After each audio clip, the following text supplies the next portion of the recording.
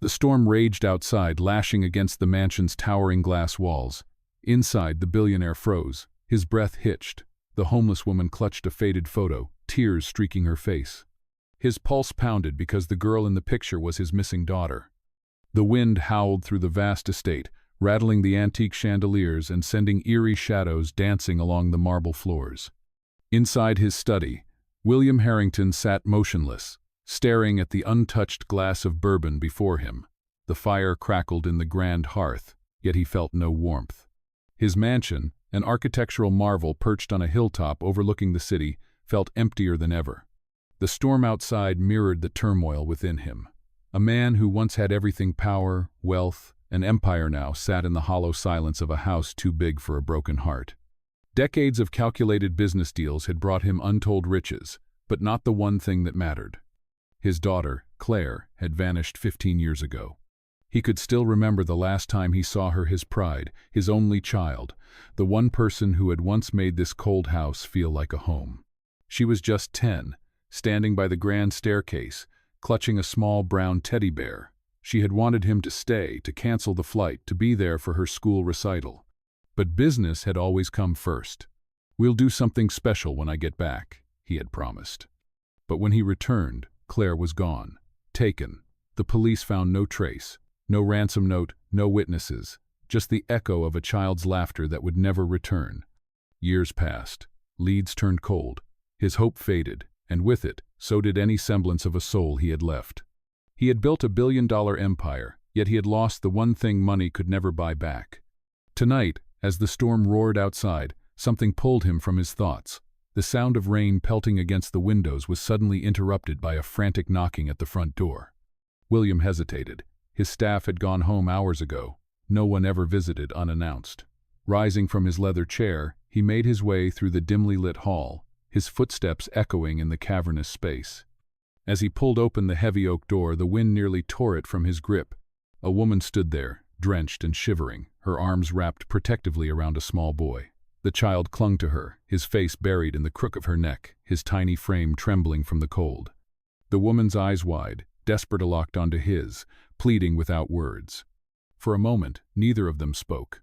Then, with a quiet, broken voice, she whispered, "Please, help us." Something in William's chest tightened. He had turned away from many things in his life, but something about the way she held the boy, the fear in her eyes, she couldn't turn them away. He stepped aside. "Come in." The warmth of the mansion wrapped around them like a reluctant embrace as the woman stepped inside, clutching the boy tightly against her soaked coat.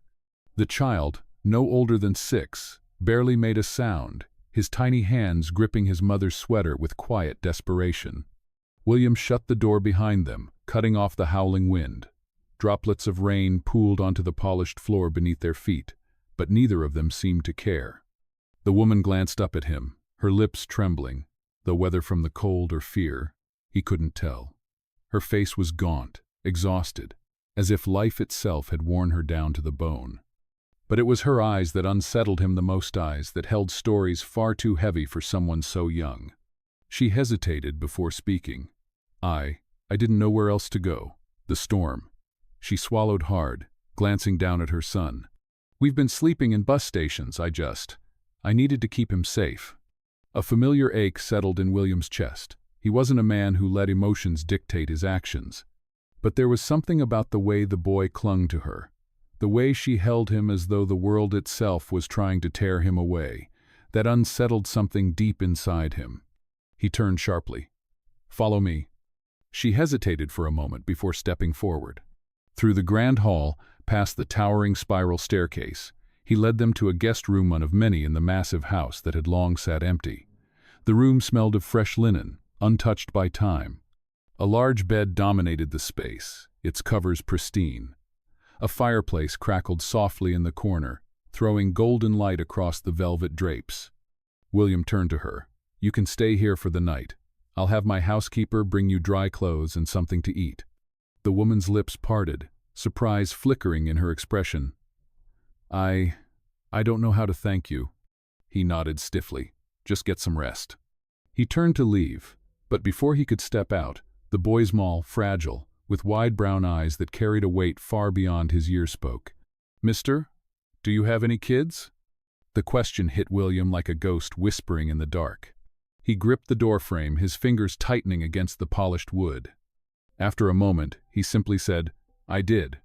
And with that, he stepped into the hallway, leaving behind the mother and her child, two strangers who, for reasons he couldn't yet explain, felt like echoes of something he had lost. The storm continued its relentless assault on the mansion, rain slamming against the glass windows as the wind howled through the trees outside. But inside the grand estate, everything had fallen into an eerie silence. William sat in his dimly lit study, staring at the flames flickering in the fireplace. His fingers tapped absently against the armrest of his chair, his mind plagued with thoughts he hadn't allowed himself to entertain in years. The woman and her child were upstairs, safe, warm, asleep. He had provided them shelter. That should have been the end of it, but something about them lingered in his mind like an old wound reopening. Who was she? What had brought her to his doorstep?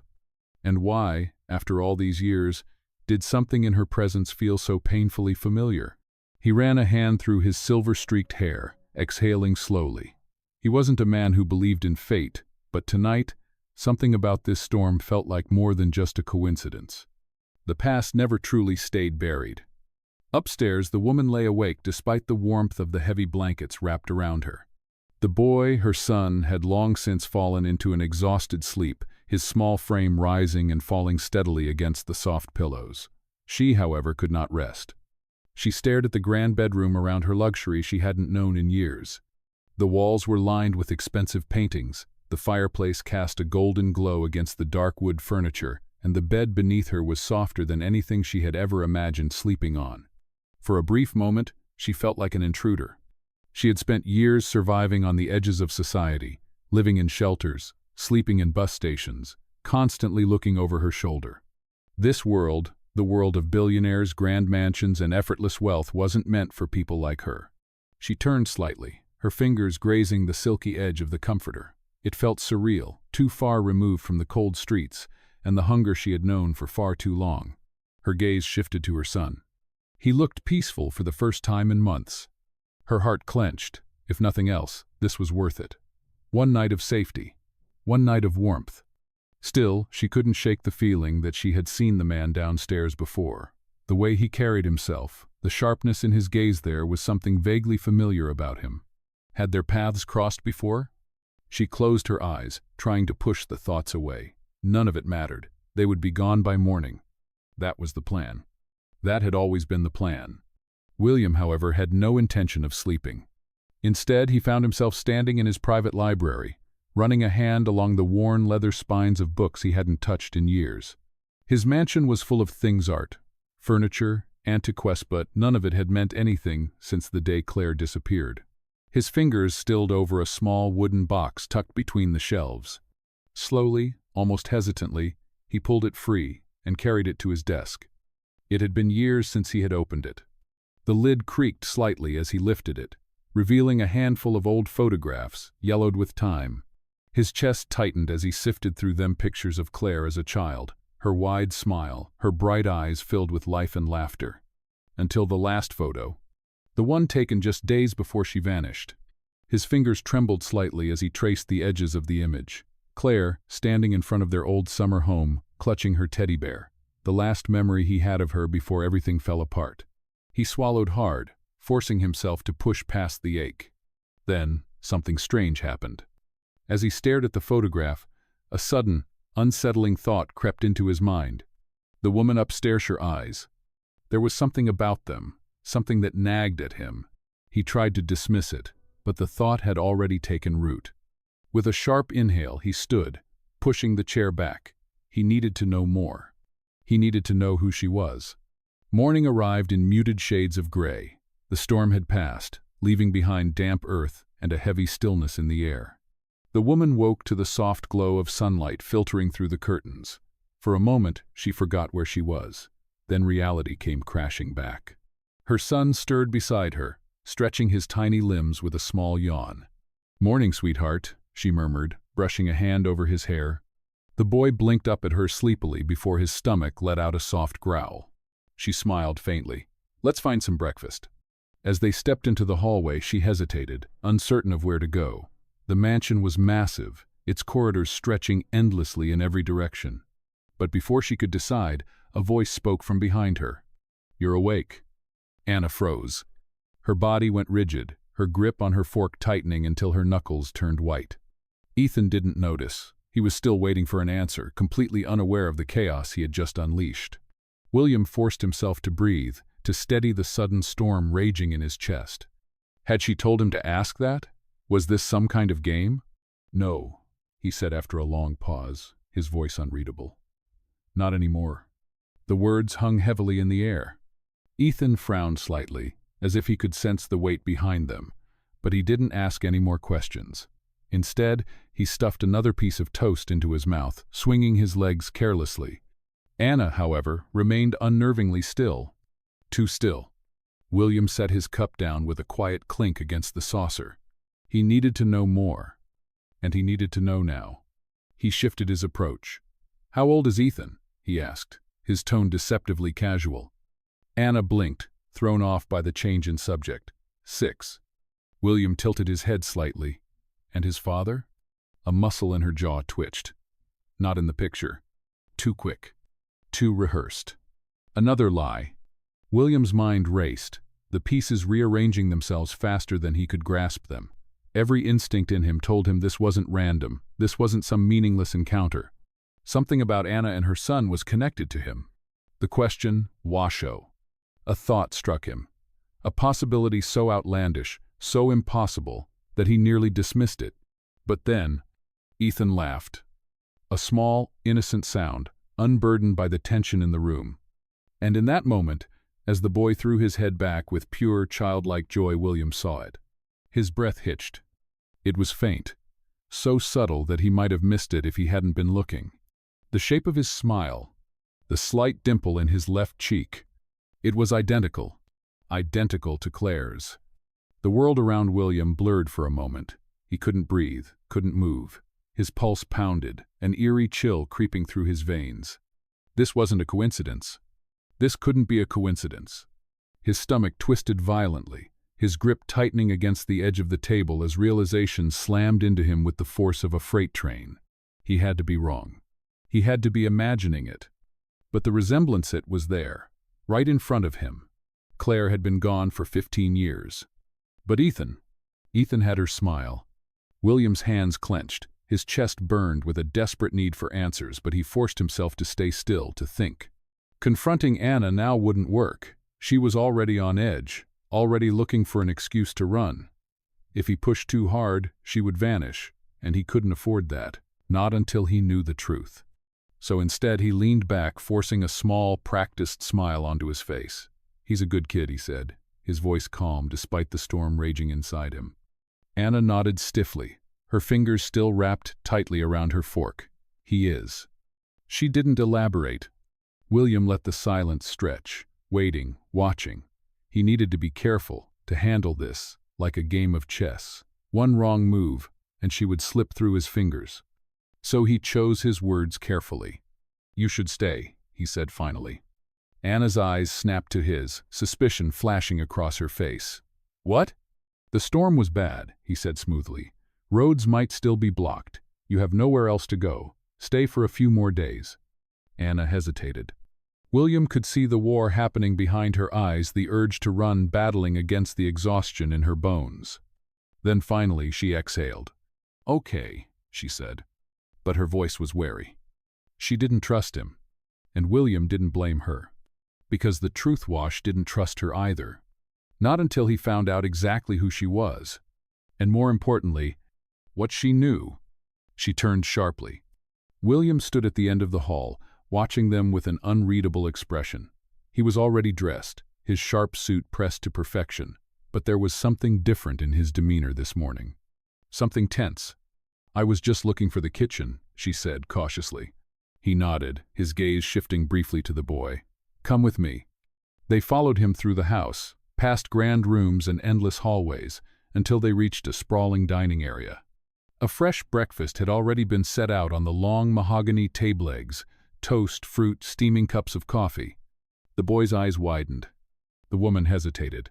"This is too much." William gestured to the seats. "Eat." She didn't argue. Hunger outweighed pride. As they sat, the boy wasted no time, eagerly digging into the food with the kind of hunger only a child who had known real starvation could understand. William, however, barely touched his plate. Instead, he studied the woman carefully, as if trying to piece something together. Finally, he set his coffee down. "What's your name?" he asked. She paused mid-bite, glancing up. A moment of hesitation. Then, "Anna." His expression didn't change. "And your son?" "Ethan." William leaned back slightly, his gaze still unwavering. "Where are you from?" Anna stiffened. "Does it matter?" "It does to me." Silence stretched between them. Ethan, oblivious to the tension, continued eating happily, swinging his legs beneath the chair. Finally, Anna exhaled. "We've been moving around a lot. No real home." "Where was the last place?" She hesitated. "Boston." William's jaw tightened. A memory surfaced. Boston, the city where Claire had disappeared. The feeling in his gut sharpened. "Do you have family?" he pressed. Anna's grip on her fork tightened. "Number." William's pulse pounded. She was lying. He didn't know how he knew, but he did. And then, without thinking, he spoke the words that had been clawing at the edge of his mind since last night. "Have we met before?" Anna froze. Her breath hitched just slightly, but it was enough. For the first time since she had stepped into his house, a flicker of something flashed across her face. Shock, fear, recognition. And in that moment, William knew. She was hiding something. Something that could change everything. The air between them thickened, stretching taut like a wire about to snap. Anna's fingers curled around the edge of her plate, her posture shifting ever so slight, defensive, wary. William didn't move. His sharp, calculating gaze remained locked onto her, dissecting every flicker of emotion on her face. The way her lips parted slightly as if to say something, then stopped. The way her eyes darted not out of nervousness, but as if calculating an escape. Yes, she was hiding something. And for the first time in years, William felt something stir in his chest that had nothing to do with grief or regret. It was instinct. She wasn't just some homeless woman caught in a storm. This was something else, something deeper, darker.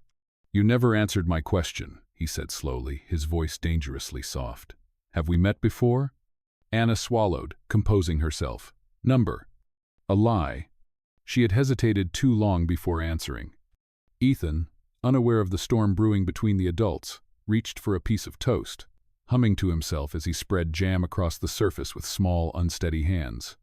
The innocence in his actions felt almost cruel compared to the silent battle happening between his mother and the man sitting across from her. William's fingers tapped against the table. He could push her. He could demand answers. But he knew people like Anna, survivors, fighters. She wouldn't give up anything easily. He leaned back in his chair, studying her with renewed interest. "You said you came from Boston," he mused. "How long were you there?" Anna kept her face neutral. "A few years." "Before that?" Her shoulders squared. "Different places." Vague. Too vague. William let out a slow breath and reached for his coffee, taking a sip before setting the cup down with deliberate ease. He had built a billion-dollar empire by reading people, by knowing when someone was feeding him half-truths and when they were holding something back. Anna was holding something back. The problem was why? Was she running from something? From someone? And why did the sight of her, the way she carried herself, the way she spoke, scratch at something buried deep inside his mind? Then, as if fate itself wanted to drive his suspicions deeper, Ethan did something that stopped William cold. The boy, still swinging his legs beneath the chair, glanced up and asked casually, "Do you have a daughter, mister?" The question hit William like a physical blow. The breath in his lungs stilled, his fingers tensed against the cool ceramic of his coffee cup. The weight of suspicion settled heavily in William's chest as he stood in his study, staring at the rain-slicked windows. The storm had passed, but the unease remained, thick and suffocating. Anna was still upstairs with Ethan, unaware of the storm inside the house, one far more dangerous than the one that had driven them to his doorstep. William's mind raced. The resemblance between Ethan and Clairette wasn't something he could ignore. It wasn't a coincidence. For 15 years, he had accepted the unbearable truth that his daughter was gone, vanished. No trace, no answers.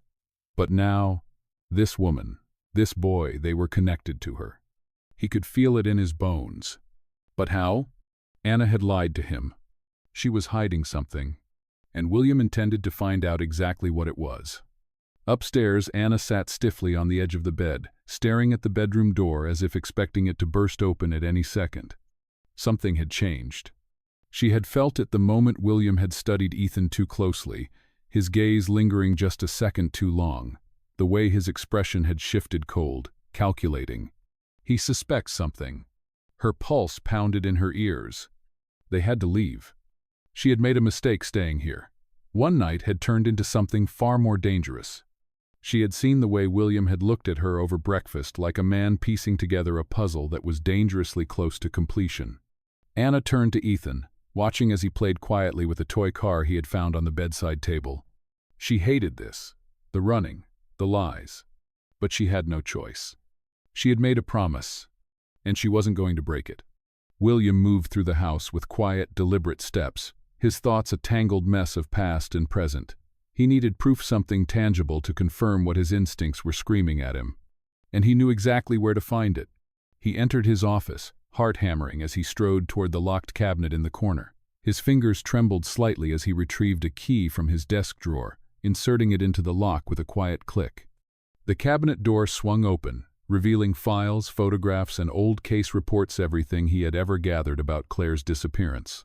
His hand hovered over a faded manila folder labeled with her name. Slowly, he pulled it free. His breath felt shallow as he flipped through the documents, the grainy security footage from the last place she had been seen, the statements from witnesses who had led nowhere, the desperate handwritten notes he had scrawled in the early years of his search. Then finally, he reached the photograph. Claire. Her bright eyes, her small hands clutching that tattered brown teddy bear, the last image of her before she had vanished. His throat tightened as he stared at the picture. And then his breath stopped. The necklace. A small, delicate silver chain around Claire's neck. He had almost forgotten about it. It had been a gift from her mother, a tiny pendant with an engraving on the back.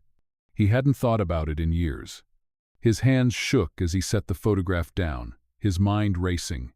If Claire had survived, if she had somehow made it all these years, that necklace would still be with her.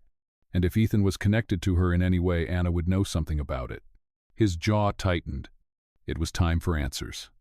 Anna stuffed the last of their belongings into the small, tattered bag she had carried for years. She had lived this life long enough to know when the walls were closing in. And right now, they were closing in fast. Ethan looked up from the bed, his small face wrinkled in confusion. "Mom, are we leaving?" Anna reached into the pocket of her jacket with shaking fingers, pulling out a small, tattered object. A photograph. She handed it to him.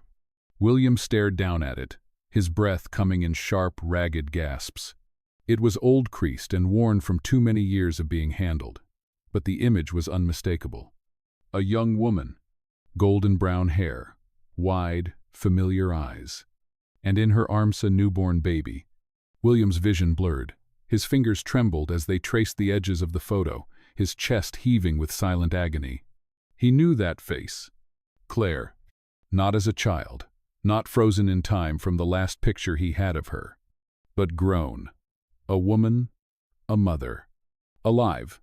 His knees almost buckled. The breath he had been holding escaped in a ragged, broken sound, half a gasp, half a sob. "Where is she?" His voice cracked, barely above a whisper. "Where is my daughter?" Anna's heart clenched. She knew this moment was coming, but knowing didn't make it any easier. She took a slow, trembling breath. "She's gone." William's head snapped up. His entire body stiffened, every muscle in him turning to stone. Gone. His blood ran cold. He had spent 15 years searching, clawing through every dead lead, every empty promise, every cruel, hollow answer. Now, after all this time, someone was standing in front of him, telling him she was gone. It wasn't real. It couldn't be real. His lips parted, but no sound came. He shook his head once, twice violently. "No," he rasped. His hands clenched the photograph so tightly, his knuckles went white. "No, I don't." His voice broke. "Tell me where she is." Anna's eyes filled with tears. Tell me where she is." His voice thundered through the hall, shattering the fragile quiet. The door behind Anna creaked open. A small, sleepy voice broke through the chaos. "Mom?" Anna turned sharply, her breath catching. Ethan stood in the doorway, his small frame swallowed by the oversized pajama shirt William's staff had given him. His wide, innocent eyes darted between them, confusion flickering across his face. William's gaze landed on the boy, and everything inside him broke. He looked at him, really looked. Not as a stranger, not as some mysterious child who bore a resemblance to someone he had lost, but as his grandson. His breath hitched. His legs nearly gave out. It was real. Everything was real. Claire had lived. Claire had given birth. Claire had... William's hands trembled violently. His throat closed around the words. She didn't tell me. Anna's face twisted with pain. She wanted to. Then why didn't she? His voice was hoarse, desperate, broken. Anna took a shuddering breath, tears slipping down her cheeks. Because she was running. William froze. A heavy, suffocating dread curled in his stomach. His voice dropped to a whisper. From what? Anna's lips parted then shut. Her silence was the final nail in the coffin. William's heart pounded in his ears. A horrifying thought, one he had never let himself consider, took root in his mind. Claire hadn't just disappeared. She hadn't just run away. She had been running from something, and whatever it was, it had destroyed her. His fists clenched, his vision blurred. And for the first time in 15 years, William felt something sharper than grief, darker than loss. Rage. Because somewhere in the shadows of the past, someone had taken his daughter away from him. And now, he was going to find out who. Anna forced a smile, though her stomach churned. Just for a little while, sweetheart. Ethan frowned. But the nice man said we could stay. Her chest ached. If only it were that simple. Before she could respond, a quiet knock sounded at the door. Anna's breath caught. For a moment, neither of them moved. Then, Anna. William's voice was calm, but it carried an edge of undeniable. She swallowed hard. She couldn't run now. Slowly she stood, moving to the door with careful steps. Her fingers trembled as she turned the handle, pulling it open just enough to meet his gaze. William stood in the hallway, his expression unreadable, but his eyes sharp, piercing eyeshelled something terrifying. Certainty. I need to talk to you, he said quietly. Anna hesitated. She could refuse. She could shut the door, make up an excuse, but it wouldn't matter. He wasn't asking. He was demanding. She exhaled, nodding slightly before stepping out into the hallway and pulling the door closed behind her. The silence between them was thick. William's voice, when he spoke, was calm, but it sent a chill down her spine. Tell me the truth, Anna. She forced herself to meet his gaze. About what? His jaw tightened. Don't do that. Don't lie to me. Anna's heart pounded so loudly she swore he could hear it. William took a step closer. Not threatening, not aggressive, but with a presence that filled the space between them, pressing down like a weight she couldn't shake. I know you're hiding something, he continued, his voice unwavering. I know that boy isn't just some child you happen to have, and I know, he paused, exhaling sharply, that I've seen him before. Anna's breath caught. This was it. The moment she had been dreading since the second she had stepped into this house. William's gaze darkened. Tell me who he is, he demanded. Anna's fingers clenched into fists at her sides. She couldn't. She couldn't. For so long, she had kept the truth buried, to protect Ethan, to keep him safe. But now, standing here face to face with the one man she had never wanted to confront, she knew there was no way out. He had figured it out. And she was out of time. Anna's pulse thundered in her ears. William stood before her, his broad frame blocking the dim hallway light. His presence was suffocating, not in a physical way, but in the way a man who has finally uncovered the truth stands at the edge of it, waiting for confirmation. She had spent years running, hiding, covering the past with half-truths and silence. But now, the past had caught up with her, and there was no more running. William's voice cut through the air like a blade. Tell me who he is. Anna's throat tightened. Her fingers dug into the fabric of her sweater, nails pressing against her palms as she forced herself to breathe. She could still lie. She could deflect, deny, find a way out. But what was the point? William had already seen it. The resemblance, the echoes of a child lost long ago. And in his eyes, she saw something terrifying. Hope. A fragile, desperate kind of hope. The kind that could destroy a man if shattered. She turned her face away, blinking rapidly to fight the sting of tears. She had spent years keeping her emotions locked away, never letting herself break. Not when she had been homeless, not when she had starved, not when she had held a sick child in her arms with no way to help him. But this was harder than any of it. Ethan, her voice cracked, barely a whisper. He's not my son. William stilled, his breath hitched, his fingers twitching at his sides. Anna swallowed hard, her entire body trembling as she forced herself to continue. She faltered, the words clawing at her throat. She exhaled sharply, squeezing her eyes shut before finally whispering, "He's Claire's son." The silence that followed was deafening. William took a step back as if she had struck him, his expression blank too blank, his hands curled into fists, his entire body rigid with an unreadable tension. He didn't speak, didn't blink, didn't breathe. Anna felt her chest tighten painfully. She had braced herself for anger, for accusations, for disbelief. But this was worse. The sheer weight of his silence pressed down on her like a crushing tide. Finally, after what felt like an eternity, William inhaled sharply. "You're lying." Anna flinched. "I'm not." His voice dropped, raw and edged with something dangerous. "Claire is dead." She shook her head. "Number." The word hung between them, unraveling the world he had built around himself. William's entire body trembled, his mind screaming at him to reject this, to refuse it, to push it away, to pretend he hadn't heard it. But something inside him cracked. A wound he had forced shut for 15 years suddenly split open, bleeding, raw and aching. The house was silent, but inside William a storm raged. He stood frozen in the dimly lit hallway, his mind spiraling into chaos. The photograph of Claire trembled in his hands, his grip unsteady.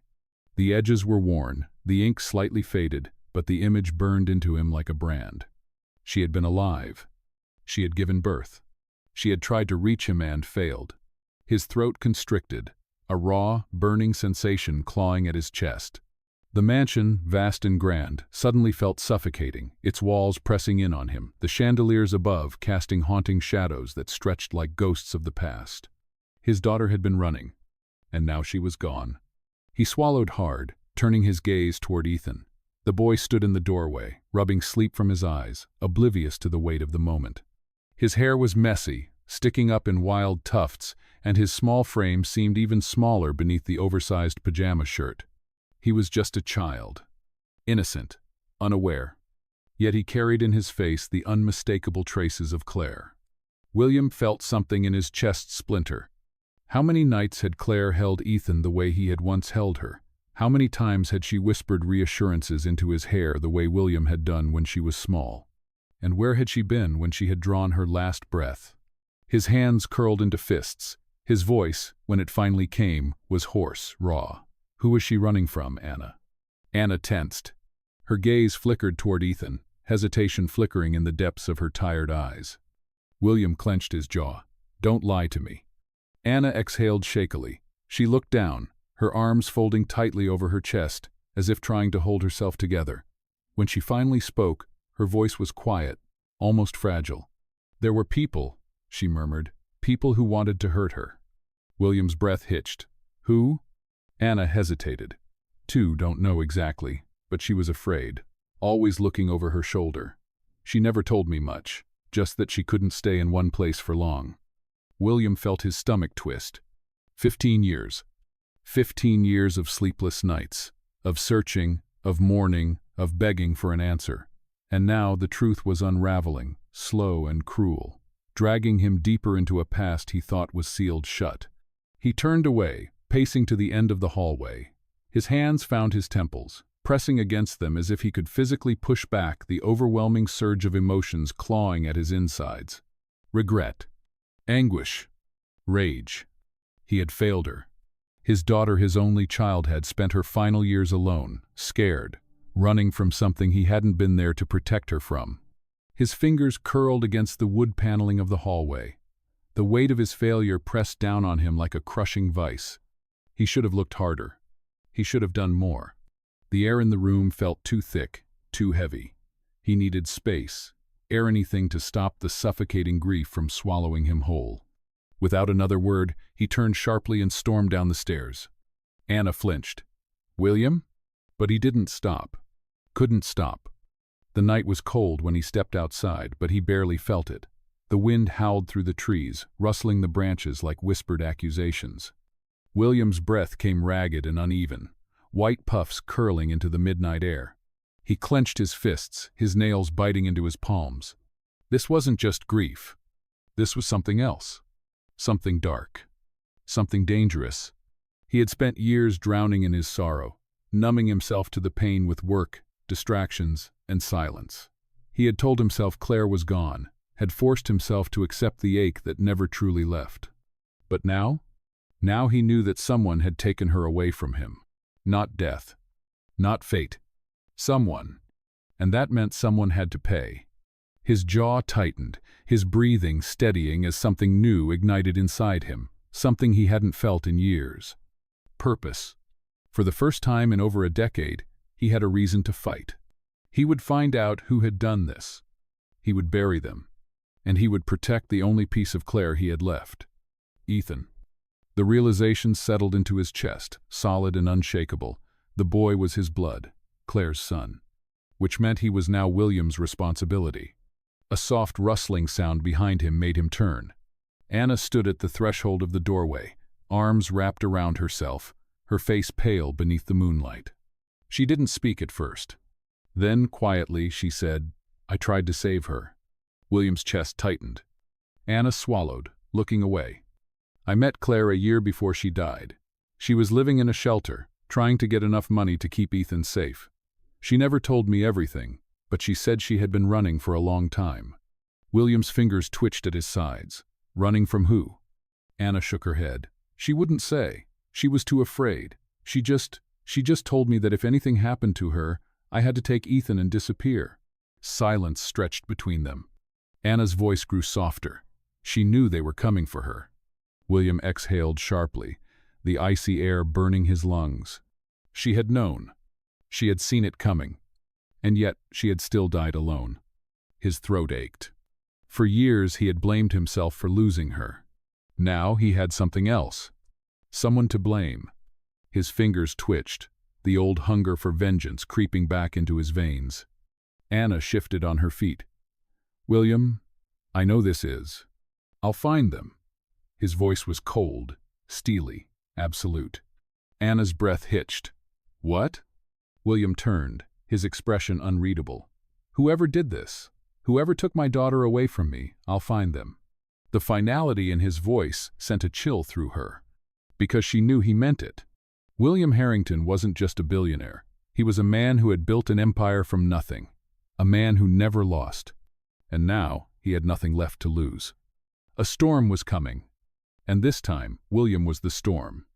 William stood in his dimly lit office, his fingers gripping the edge of his desk as he stared down at the old case files scattered before him. Pages filled with empty leads, useless reports, and dead-end searches. 15 years of unanswered questions. But now he had a name. Anna had whispered it the night before, her voice barely audible over the crackling fire. Jonathan Cade.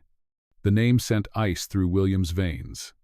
Cade had been a powerful name once, a man who thrived in the darkest corners of society, pulling strings from the shadows. He wasn't just dangerous, was untouchable. The kind of man who made people disappear without a trace.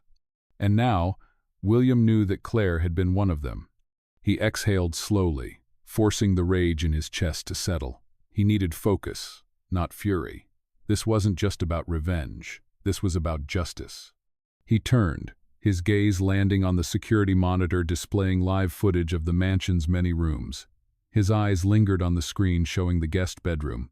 Ethan lay curled up beneath the covers, sleeping soundly, his small frame rising and falling with every peaceful breath. William's jaw clenched. He would not fail this child the way he had failed Claire. Footsteps echoed in the hall behind him. "Anna." She hesitated at the doorway, arms folded tightly over her chest. The dark circles beneath her eyes were heavier than before. Neither of them had slept. She licked her lips, shifting nervously. "Are you sure about this?" William didn't turn. "I've never been more sure of anything in my life." Anna swallowed hard. "If you go after Cade, he'll know. He'll come for you. For Ethan. I'm counting on it." The words sent a visible shudder through her. "William." He finally turned to face her, his expression unreadable. "If Claire was running from Cade, then he's the reason she's dead." Anna nodded slowly. "But you don't even know if he's still alive." William let out a humorless laugh. "Men like him don't die quietly. If he's alive, I'll find him." She stared at him, searching for something in his face. "And then what?" A muscle in his jaw twitched. "Then I'll make sure he never hurts anyone again." Anna's breath hitched. She believed him. She could see it in his eyes, the dark promise of a man who had spent too long being powerless. And now he wasn't. By morning, William had every resource at his disposal, working on one thing: finding Jonathan Cade. His network of private investigators, old contacts in law enforcement, even the corporate spies he had used for business deals. He pulled every string, called in every favor. It didn't take long. By noon, he had a location. A remote estate in upstate New York. Private, isolated, untouchable. But not for William. He sat in his car, gripping the steering wheel so tightly his knuckles turned white. The estate loomed ahead, an old sprawling mansion hidden behind tall iron gates and layers of security. It was exactly the kind of place where monsters lived. He exhaled slowly, his pulse steady. He wasn't afraid of men like Cade. He had become the kind of man that men like Cade should fear. Inside the estate, Jonathan Cade sat in a leather chair, sipping from a glass of expensive whiskey. The years had aged him, but the sharpness in his eyes had not faded. He had built an empire from the ashes of others, weaving power from secrets and silence. And now he was watching the security feed with mild amusement. A sleek black car sat at the gates. A lone man stood beside it. Tall, powerful, familiar. Cade smirked. "Well, well," he murmured, swirling his drink. "I was wondering when you'd finally come knocking, Harrington." He leaned forward, pressing a button on the intercom. "Let him in." The guards hesitated. "Sir?" Cade smiled, slow and knowing. "He came all this way, let's not be rude." The gates groaned open, and William stepped inside. The iron gates groaned as they slid open, revealing the long gravel driveway leading to Jonathan Cade's estate. William stepped forward without hesitation, his every movement controlled, deliberate. Because killing Cade wouldn't change anything. It wouldn't bring Claire back. It wouldn't erase the years of regret. It wouldn't heal the wounds inside him. But there was something he could do. He smiled. A slow, knowing smile. And for the first time, Cade's amusement faltered. "You're right," William said smoothly. "I'm not here to kill you." Cade narrowed his eyes. "Then what?" "I'm here to end you." Cade frowned. "You think you can destroy me?" William tilted his head. "I don't think, I know." Cade scoffed. "You're bluffing." William reached into his coat pocket, pulled out his phone, and tossed it onto Cade's desk. The screen was already playing. Surveillance footage. Of Cade's men. Of Cade himself. Documents. Deals. Crimes. Every dirty secret Cade had ever buried, laid bare in a neatly compiled digital file. Cade's expression darkened. "What the hell is this?" William smirked. "The end of your empire." Cade's jaw tightened. He looked up at William, his face finally losing its smug amusement. "You have no idea what you're getting yourself into." William leaned in, his voice deadly soft. "Neither do you." Silence. The weight of William's words settled over the room like a death sentence. Cade's hands curled into fists. His control as power it was slipping. William straightened, adjusting his cufflinks as if he had all the time in the world. By the end of the day, every government agency, every news outlet, every enemy you've ever made will have this file. Cade's breath came sharp and ragged. William's smirk widened. "And you, Jonathan? You'll be nothing." The air crackled with tension. Cade lunged. William moved faster. His fist slammed into Cade's jaw, sending the older man sprawling backward. The guards rushed forward. only to freeze as William pulled a small black device from his pocket and held it up. A detonator. Cade, coughing, wiped the blood from his lip. You wouldn't. William arched a brow. Wouldn't I? He gestured toward the phone. The second this signal drops, the file goes public. If I die, you burn with me. Cade stared at him, chest rising and falling heavily. For the first time, he looked afraid. William smiled. You always thought you were untouchable, he murmured, that no one could take you down. He stepped closer, his voice a dark promise. You were wrong. Cade swallowed hard. You son of a... William turned, walked away. And as he stepped out of the house, the sun rising over the horizon, he knew Jonathan Cade was finished. And Claire's story? It wasn't over. Not yet. Because now William had something to fight for. Something to protect. Ethan, Claire's son, his grandson. And this time he wouldn't fail. The cold air bit at his skin, but he barely felt it. His mind was razor-sharp, focused on one thing, the truth. Two men stood near the entrance of the mansion, their postures stiff, hands resting at their waists where concealed weapons likely sat. Cade's men. William didn't acknowledge them. They weren't important. He climbed the stone steps and pushed open the heavy wooden doors without waiting for permission. Inside, warmth and wealth surrounded him. A grand chandelier hung from the ceiling, the golden glow casting long shadows against the marble floors. The scent of aged whiskey and old leather filled the space. And at the center of it all, Jonathan Cade. The man sat in a high-backed leather chair, a tumbler of amber liquid in his grip, watching William with an amused smirk. His silver hair was slicked back, his sharp eyes assessing, predatory. Well, Cade drawled, setting his drink down on the mahogany table beside him. I can't say I expected a house call. You never struck me as the reckless type, Harrington. William didn't speak. Cade leaned forward slightly, elbows resting on his knees. But then again, we both know this isn't just business, is it? A flicker of rage burned in William's chest. He took a slow, measured step forward. You knew my daughter. His voice was low, steady, deadly. Cade exhaled sharply, a small chuckle escaping him. Ah, so you finally put the pieces together. He shook his head. Took you long enough. William's fists clenched. Where was she?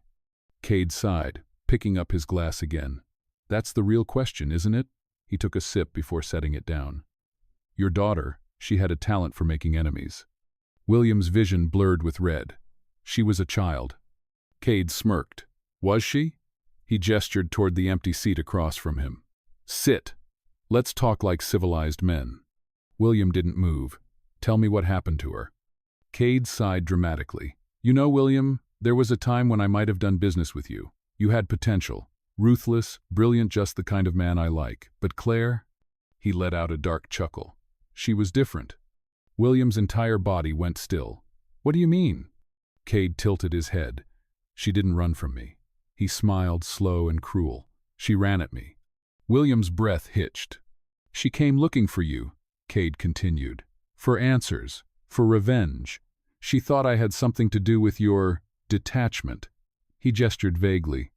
She was wrong, of course. You abandoned her all on your own. The words were a slap to the face, but William didn't flinch. Cade leaned back. By the time I found out about her, she was already too deep. Too many enemies. Too many people who wanted her gone. He took another sip of his drink. And when she got too close to something she shouldn't have, he clicked his tongue. Well, you already know how that story ends. William's breath came slow and controlled, but inside, his entire world was collapsing. Claire had been searching for him. She had never stopped looking. And because of that, she had been killed. A cold, consuming rage settled into his bones. Cade must have sensed it because he laughed. What now, Harrington?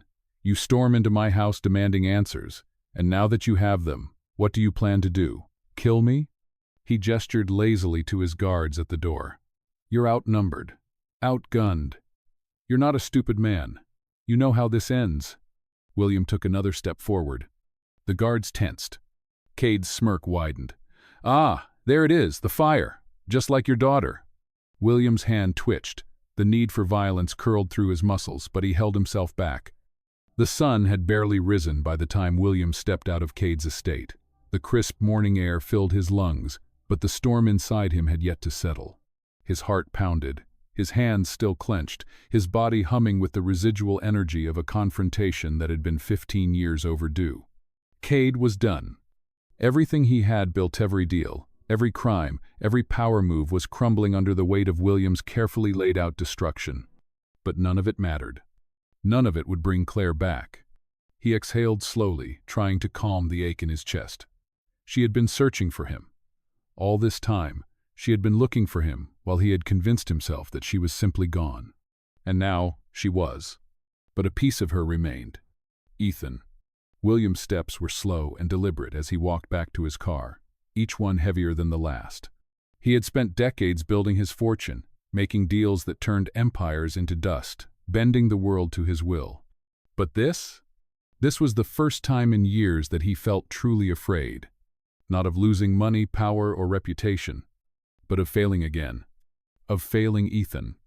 Of failing Claire's son. Of failing his grandson. The thought struck him harder than he expected. He gripped the steering wheel, staring blankly at his own reflection in the windshield. For years, he had buried the version of himself that had once been a father. He had locked that part of himself away in a vault of grief and guilt, never allowing himself to feel, never allowing himself to hope. But Ethan? He was hope. A second chance. A chance to be something other than a man drowning in regret. With a sharp exhale, William started the car and pulled away from the estate. He didn't look back. Cade was finished. But William? He still had work to do.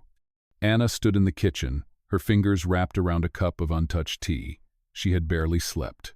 Her mind raced with thoughts of what William was doing, of what Cade might do in retaliation, of whether she and Ethan would have to run again.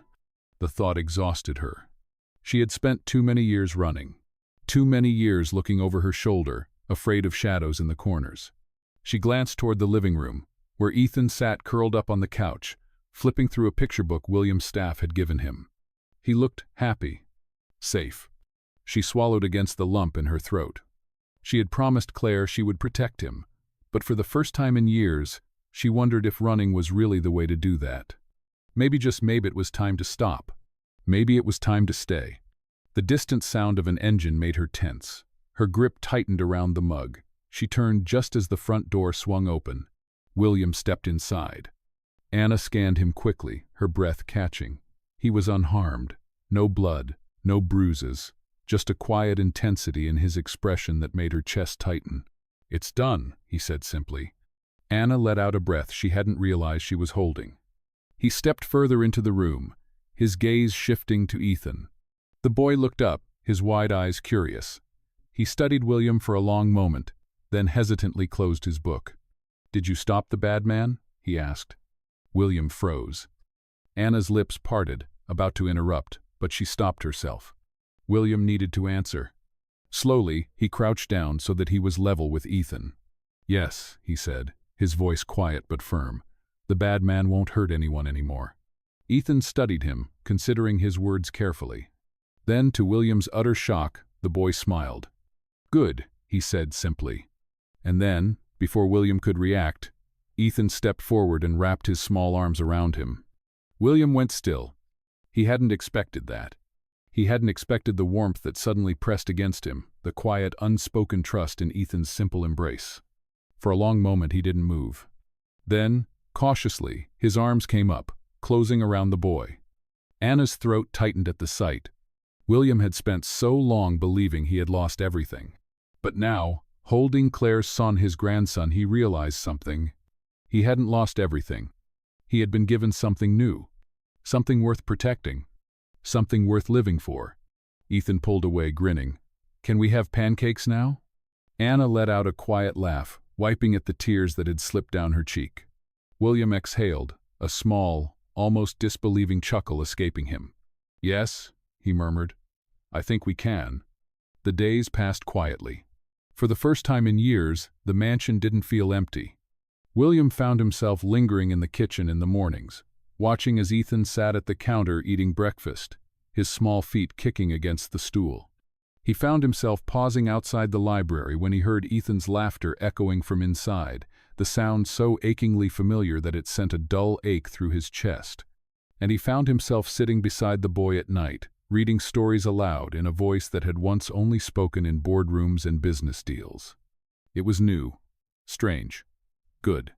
One evening, as the sun dipped below the horizon, Anna found William standing on the balcony, staring out at the vast stretch of land beyond the estate.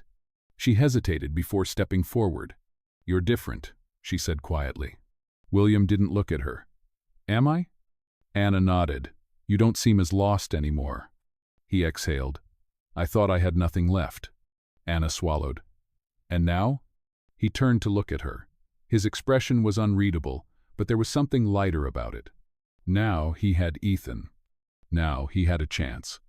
Now he wasn't just a man drowning in grief. Now he was a grandfather. William nodded once, his voice steady. "Now I have a reason to keep going." And for the first time in 15 years, he finally felt alive again. Life has a way of giving second chances when we least expect them. William lost his daughter, but in the end, he found something just as precious a reason to keep going, a family to protect. Sometimes we let grief and regret consume us, believing it's too late to make things right, but healing comes in unexpected ways, through the people who walk into our lives when we need them most. What would you do if fate handed you a second chance? Would you take it? If this story moved you, don't forget to like, share, and subscribe for more powerful stories.